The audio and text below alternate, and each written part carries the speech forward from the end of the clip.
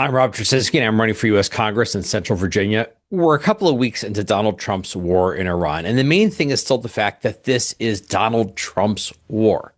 He decided on it, he's running it, and nobody else has any say.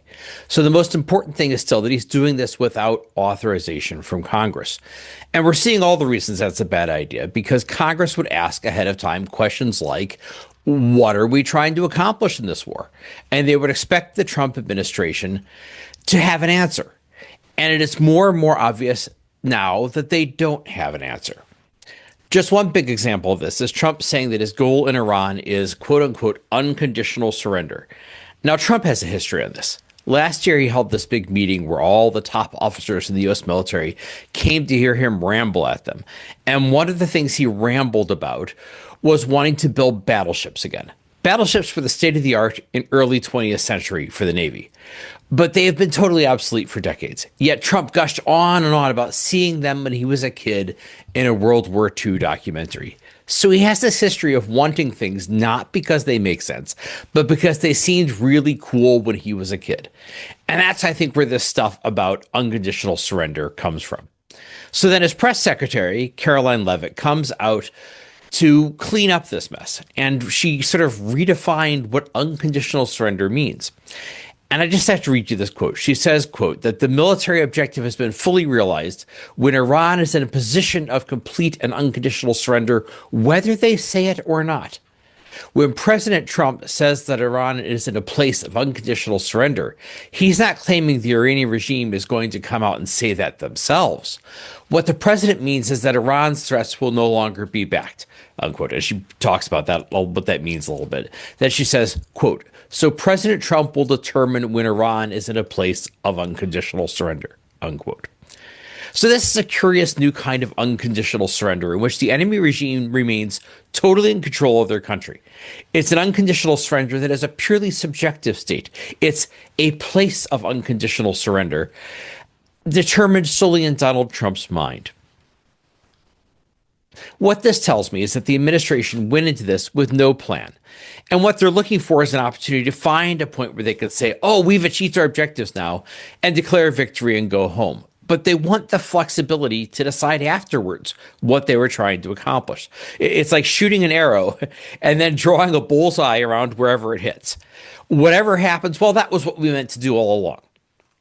But there's something else. To the extent Trump did have a goal here, I think we can have a fair guess what that is.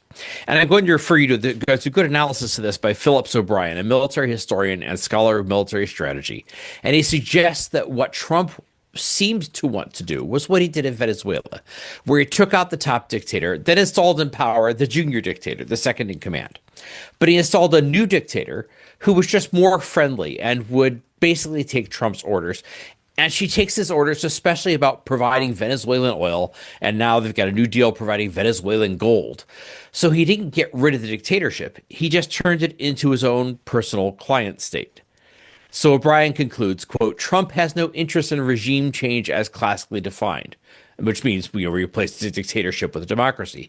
Instead, continuing the quote, he seems to want to keep an oppressive and dictatorial regime in place and simply replace the leadership group with someone more amenable to his own interests, unquote.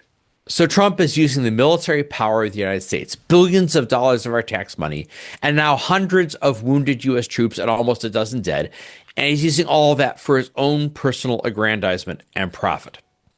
But then when that failed this time around, when Iran just selected a new leader who is the same old hardliner anti-American, Trump was floundering and looking for a totally subjective way to pretend he won and declare himself a great, mighty conqueror in his own mind.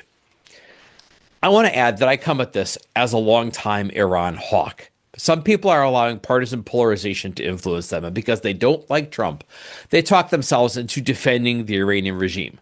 Not me. Since 1979, this regime has ruled through a reign of terror at home, and they've been sponsors of terrorist groups all across the Middle East. So I've wanted us to stand up to them more forcefully and do things that would really help undermine the regime. And that makes Trump's policy even worse. Trump says he's finally taking on Iran, and then he does it in the stupidest, most thoughtless, most counterproductive way. He does it in a way that discredits the whole idea. There's an old classic short story about a monkey's paw. It's this talisman that grants you three wishes. Whatever you want, you wish for it. The monkey's paw twitches and it comes true. But the catch is that it gives you your wish in a way so horrible, so opposite of what you really wanted, that you immediately regret it. There have been one or two issues out there where Trump is doing something I supposedly might normally agree with, but when you look at it, you realize he's actually just made the whole situation worse. And this is one of those. That story about the monkey's paw is really kind of a variation on an old idea of making a deal with the devil. But when the devil grants you your wish, he'll always twist it in a way that's evil and destructive. You never win when you make a deal with the devil. And unfortunately, I think that's what a lot of people did when they gave into that temptation and voted for Trump because of various things that he promised them. But all of this is happening because Trump ignored Congress and because Congress has let him get away with it. And as I keep saying, that is the central issue in this year's election. We need a Congress that will stand up to the president and ask the tough questions and stop a disaster like this before the president launches it. And that's why I'm running for Congress.